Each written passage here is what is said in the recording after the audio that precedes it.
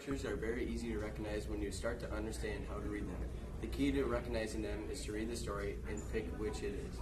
Which text structure makes most sense using the process of elimination. Transitioning from middle school or junior high to a big high school may be difficult, but there are many other ways to prepare you for what is coming in your next 4 years. Following these simple steps and procedures can make the world of difference than someone who doesn't care at all, as it will only make it harder for you in an educational lifestyle. As only about halfway through school, you still have plenty of time for changes in rules, and none of them are that hard to follow, some easier than others for sure. Based on your experience as a freshman in high school, we can tell you about what needs to happen and what definitely doesn't. And even ask the sophomores, juniors, and seniors who have already done it. They know how it works and be happy to help you with anything that you want to know.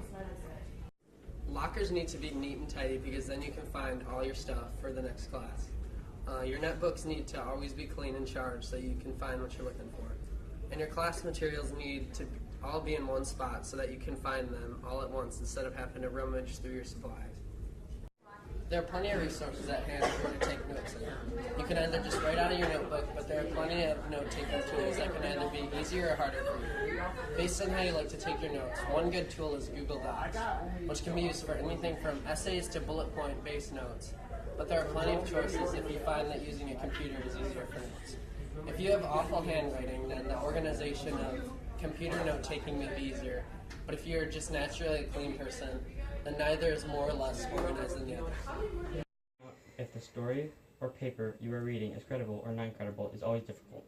One easy way to find out if it is credible is to check for any errors.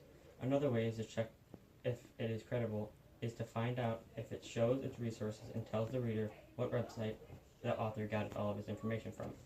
To include proper citations, you need to know what kind of writing you are doing. Certain types of citations include MLA, bibliography, APA, and APA. If you're writing for business, history, or fine arts, then you would typically use an MLA citation. APA is for general education, physiology, and science. Bibliographies typically must be used if you are taking licensed data from another author. All in all, citing your work from some other websites and or article is always necessary when taking information you learn from that article or website.